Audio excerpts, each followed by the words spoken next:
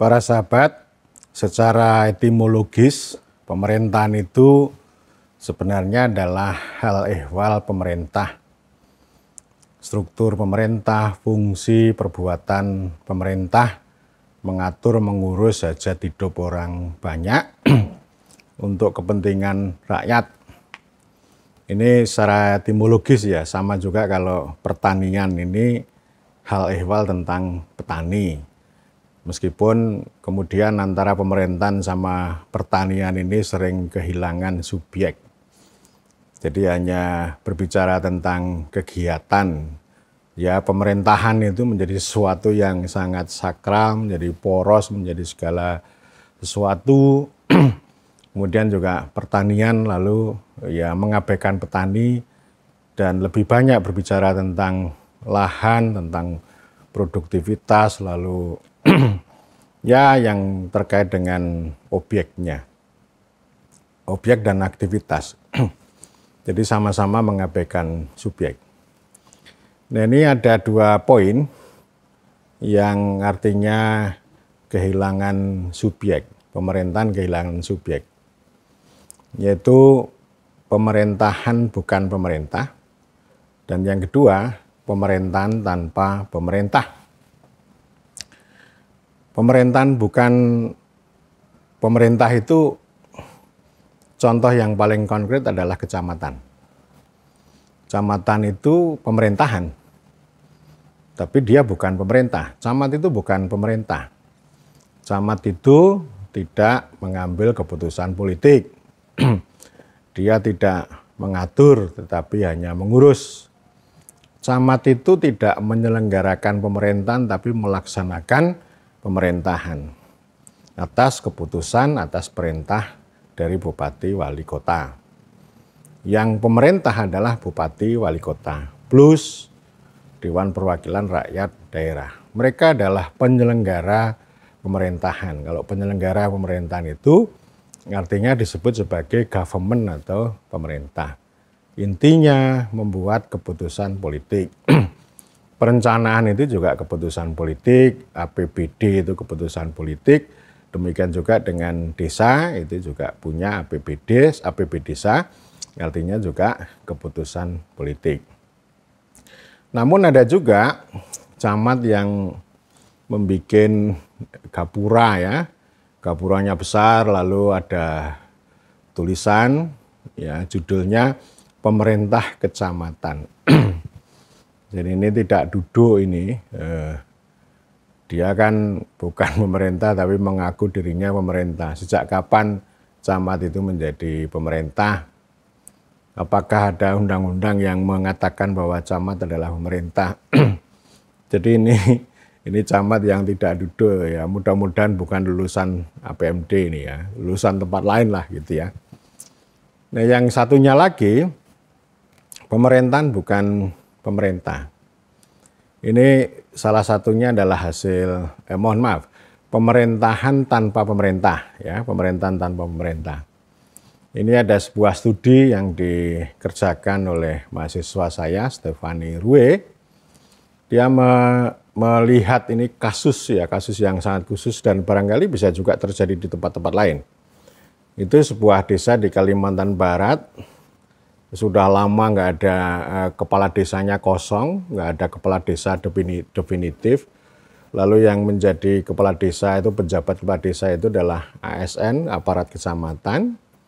Dan ini pemerintahan desa itu dikuasai oleh 2 orang, yaitu si penjabat kepala desa sama sekretaris desa. Jadi artinya ini penjabat kepala desanya itu banyak berorientasi keluar, hubungan keluar, dan kemudian secara internal itu semuanya terpusat pada sekretaris desa. Di sana tidak ada proses politik dalam pengertian pengambilan keputusan politik yang melibatkan BPD, melibatkan musyawarah desa. Jadi lebih banyak berbicara mengenai tindakan administratif. Ya soal dokumen-dokumen administrasi ada, dokumen APBD desa ada. Belanja administrasi keuangan semuanya ada. Tapi itu tidak melalui proses pengambilan keputusan politik yang melibatkan orang banyak. Dan Dari sana itu sebenarnya juga ada krisis legitimasi karena ketidakpercayaan dari baik itu struktur politik desa seperti badan permusyawaratan desa maupun orang banyak gitu. Jadi ini artinya ya ini adalah administratif. Jadi pemerintahan yang bercorak administratif, bukan tidak mengandung politik ya. Ya tentu aspek legalitasnya ada. Mereka duduk di situ legal, mereka bekerja secara legal. Jadi yang paling dominan itu adalah legalitas hukum dan administrasi. Tapi koherensi antara politik, hukum, dan administrasi itu tidak terjadi. Dan bukan berarti tidak ada politik. Karena di sana juga ada kontestasi ekonomi politik yang secara internal itu semuanya dikuasai oleh seorang sekdes yang sangat kuat dan semuanya dikendalikan lah, entah itu uang atau aset semuanya dikendalikan oleh sekretaris desa. Artinya pemerintahan yang bersifat konstitusional, yang demokratis itu tidak bekerja, yang senternya terletak pada kepala desa, BPD, maupun ada musyawarah desa dan lain-lain. Jadi semuanya bekerja secara administratif. Itu artinya pemerintahan tanpa pemerintah.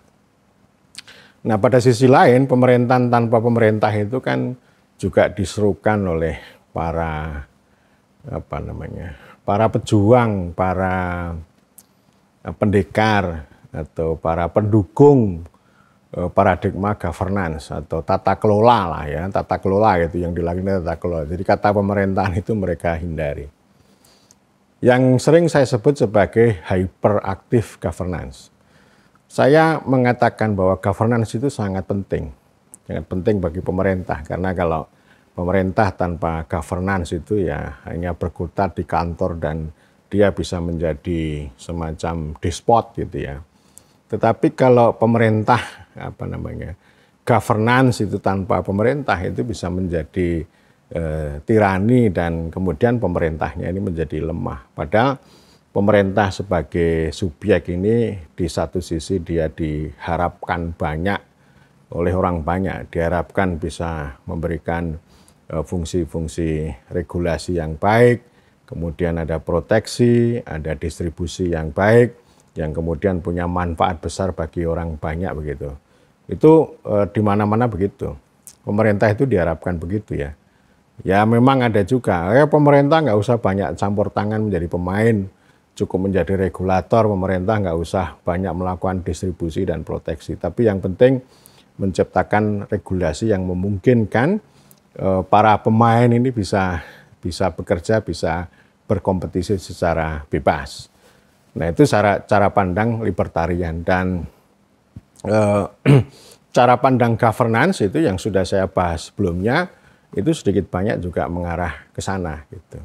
Jadi artinya dia bisa menjadi tirani gitu karena yang lebih penting adalah soal tata kelolanya, proses interaksi yang di luar pemerintah itu dan seperti jejaring ya maupun pasar itu menjadi sangat dominan di sana.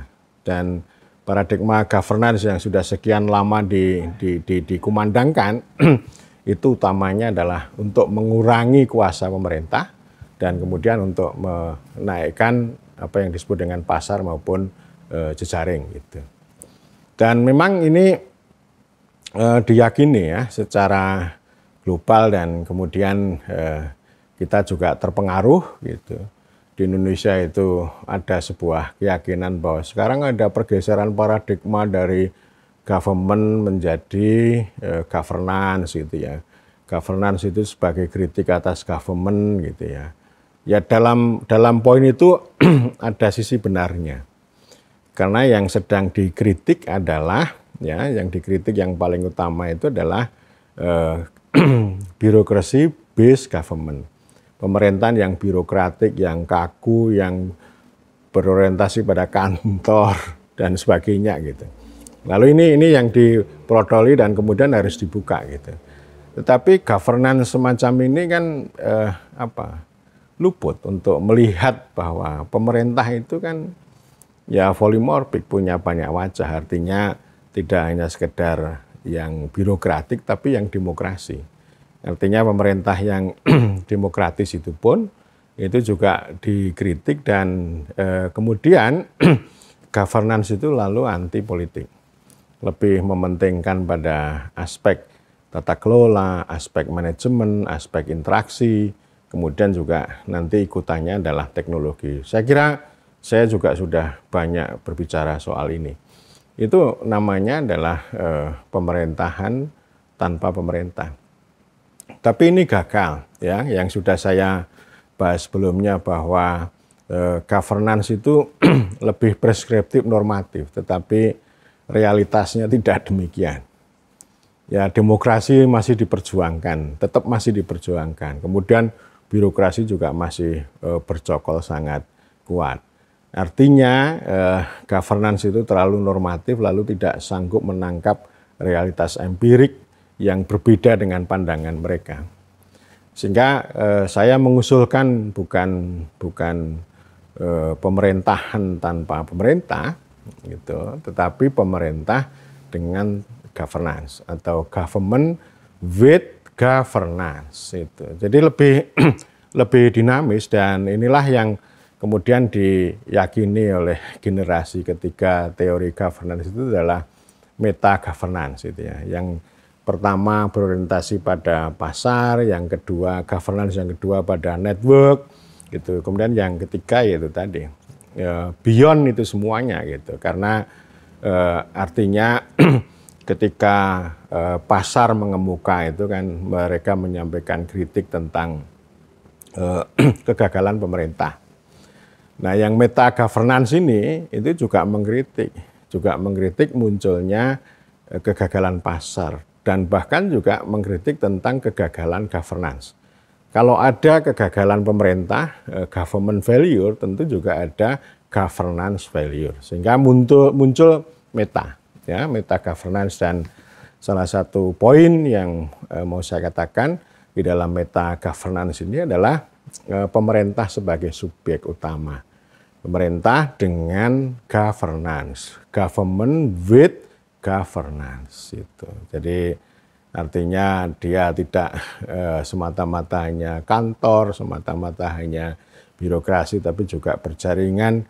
Ketika berjaringan berinteraksi dengan berbagai pihak itu artinya apa? Artinya ya tidak mengabaikan pemerintah.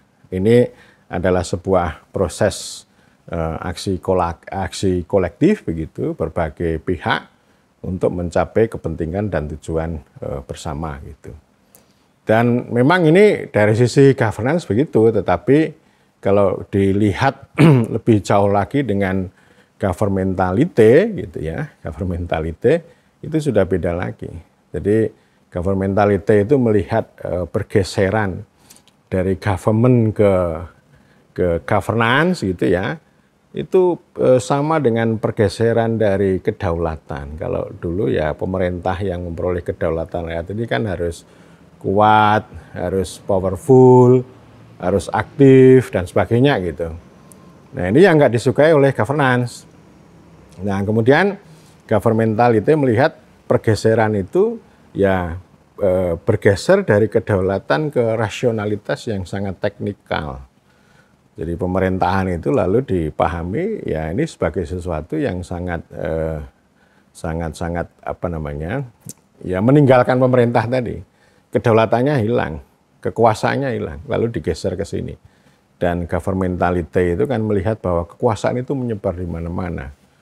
Dan tentu governmentality ini kan ya dia mengatakan bahwa ya pemerintah negara itu nggak enak dimakan. Mereka punya kekuatan untuk melihat realitas empirik itu secara lebih mikroskopik ya, secara detail, secara rinci, bagaimana apa namanya instrumen-instrumen yang sangat teknokratis itu menjadi pemerintah baru. Governance itu juga menjadi pemerintah baru yang itu bisa yaitu tadi menggeser dari kedaulatan menjadi rasionalitas yang sangat teknis gitu. Sehingga apa? Sehingga ya ini demokrasi itu menjadi terancam.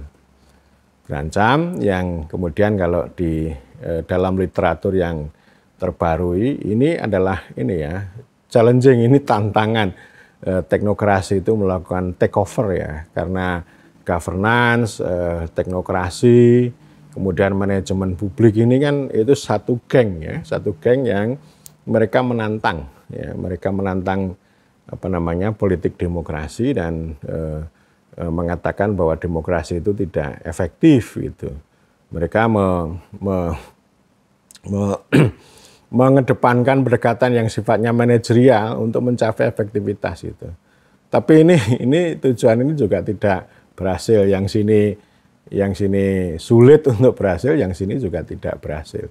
Demikian juga governance itu juga gagal. Nah, oleh karena itu yang meta governance itu kan sebenarnya berbicara koherensi antara government sama governance. Kemudian antara aspek politik dengan administrasi, manajemen, dan seterusnya. Nah, artinya ketika governmentality mengkritik yang government, mengkritik yang governance itu sebenarnya kalau cara pandang saya, itu artinya ingin bringing back in sebenarnya.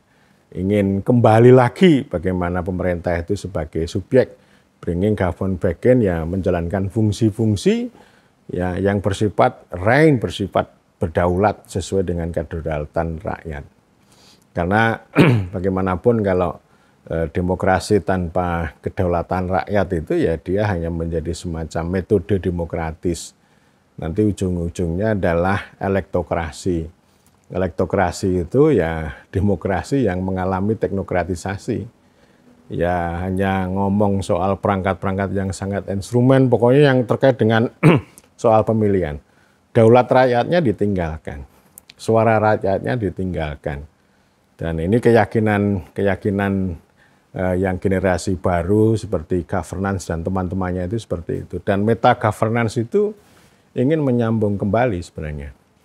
Dan menurut saya meta governance itu juga berhutang budi pada cara pandang governmentality yang semuanya dilucuti, tetapi dari hasil pelucutan itu ditangkap dengan baik oleh cara pandang meta governance untuk membuat koherensi. Dan persoalan koherensi antara politik demokrasi dengan administrasi dan birokrasi akan saya bahas pada kesempatan